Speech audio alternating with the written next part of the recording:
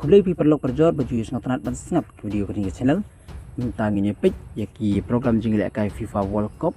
akapor sting sengnya 4 akapor la sai step ka jingle kai ke ba ka Qatar kan nilai kai persai ke Switzerland akapor kat asting sengnya kan ba ka Qatar ke ke tim na dioba Asia kan ba ke Switzerland ke ke tim na dioba Europe yana bekam kerjaan apa yang kini bekam kerjaan ke Qatar lan ke Switzerland so ai ki predik jumpi lang bagi comments ki baro atli tim ki beri ke grup B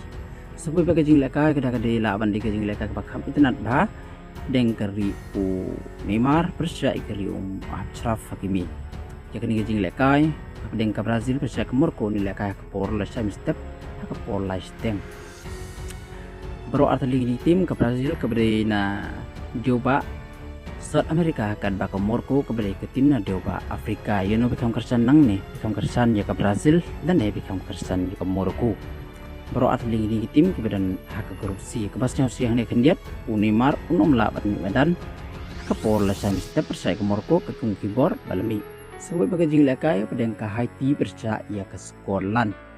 ke Haiti keberina ke grup C ke Scotland kemudian rangkat grup C Manelakai, diklik-klik hakapol lasam step hakapol steng.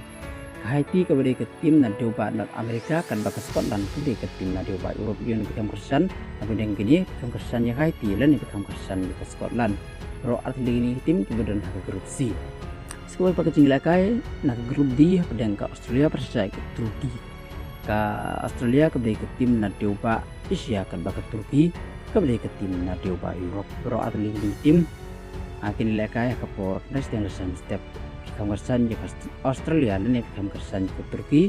saya predik jompi lembagi komen box te udah bisa nonton pasang video ini ke channel sing bahan naik lihat bandingin YouTube subscribe badan video jeki update berman lakas ni pin air pada presentasi